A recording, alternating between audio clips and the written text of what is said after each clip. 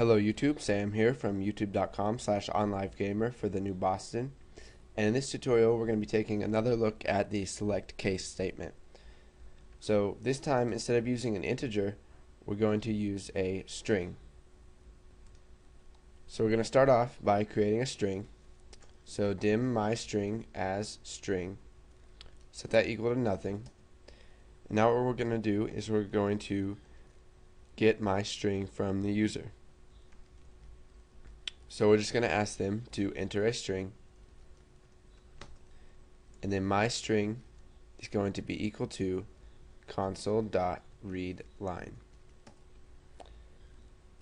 And now what we're going to do is we're going to start our select case statement. So select case my string, and we're going to do a case hello, and we'll just do console.WriteLine goodbye, and we'll do two more cases. We'll do case goodbye, and then console.WriteLine hello.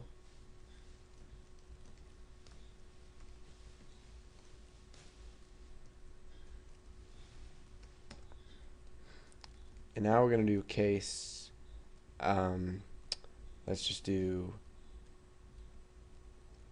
fishing, and then we'll do console.WriteLine boat. Okay, so now if we run this, it's going to close out right before it's done. So we gotta add console.readLine. Now, in some of my very first tutorials, I said that this will let you read the line or the program before it closes out, and that is true, but what it actually really does is that it waits for you to press enter. So whatever you type in there in the line that it's reading, it's going to move on to the next statement once you press enter. So if you press nothing and press enter, then it's going to go ahead and, in our case, exit the program because there's nothing after this. So let's go ahead and run this, and if we type fishing, it's going to say boat. But we have one problem with this. If we type fishing with a capital F, it's not going to give us anything. So what we need to do is make this case insensitive. So to do this, we're just going to type my string dot to lower, and we need to make sure that all of our strings inside of our cases are lowercase, and you can see that they are. We have hello, goodbye, and fishing, and they're all lowercase. So now if we run this, we can type fishing in any way we want, and it's going to give us boat back. Now, one other thing we need to cover is what happens if they type in something that's not in our select case statement, such as dog. It's not going to return anything. So to deal with this, we're going to use what's called case else. And this is very similar to the else in the if else statement. It's going to cover anything that you don't have in your cases.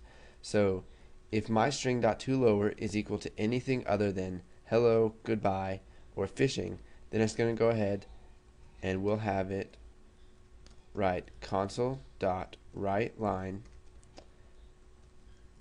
I don't know what you're talking about.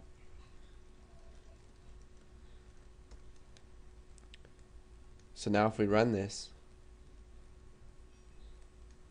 we can type in anything in here and it'll say, I don't know what you're talking about. So this is a fairly simple tutorial, but the stuff I taught you in this is very useful. And go ahead and practice some select case statements. Once you have that nailed down, go ahead and move on to the next tutorial. And thanks for watching.